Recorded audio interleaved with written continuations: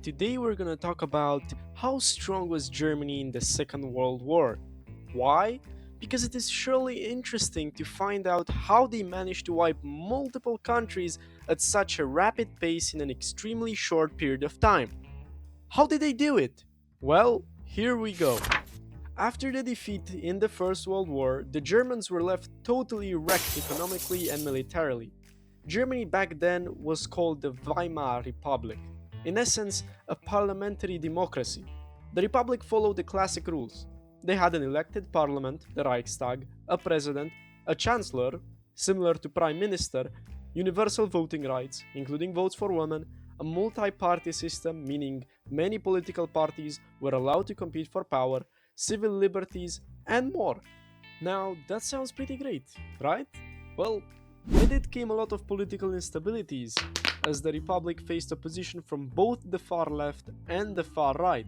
Many Germans blamed it for accepting the humiliating Treaty of Versailles, and as the cherry on top, the Great Depression completely crumbled the whole nation apart. So, with that, we all know what happens next. With high popular demand, the no-no Germans come into power, with the crazy mustache man being appointed as chancellor. The question may be, how did they manage to fix the country? Well, you can't really say fix the country because the reforms came with a lot of issues. In order to get rid of unemployment, the government spent large amounts of money on public works, highways, housing, and military factories, which created jobs quickly.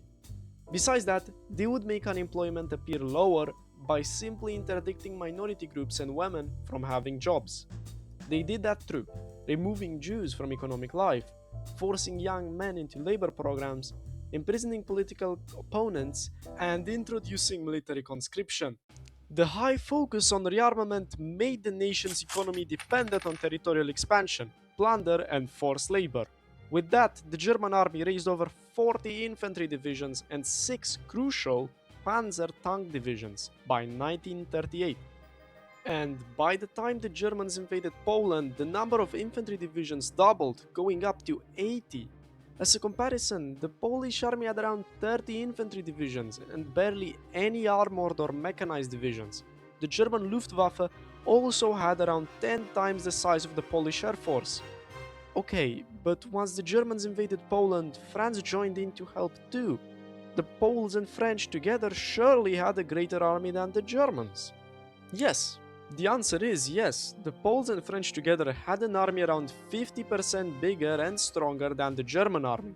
The issue here was France, who due to problems such as slow decision making, poor radio communication, and stuck in World War I trench warfare mentality, simply refused to intervene, only advancing around 1 kilometer within German borders before retreating back to France. By taking out the Poles first, the Germans simply followed the classic divide and conquer strategy, splitting the enemy in half and fighting the two armies separately. Besides that, the Germans also had the superior blitzkrieg strategy, where they relied on their tank divisions to spearhead through the enemy lines.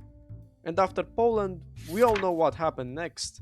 The Germans outmaneuvered the Allied forces and knocked out the French incredibly quick, leading to one of the biggest and fastest victories, or defeats for the French, in history. In conclusion, superior commanding and military organization gave the no-no Germans a huge upper hand in the early stages of the Second World War, allowing them to pull off these outrageous victories. Anyways, that was it for today. Thank you for watching the video. If you enjoyed it, leave a like, a comment, and maybe subscribe. I'll see you next time.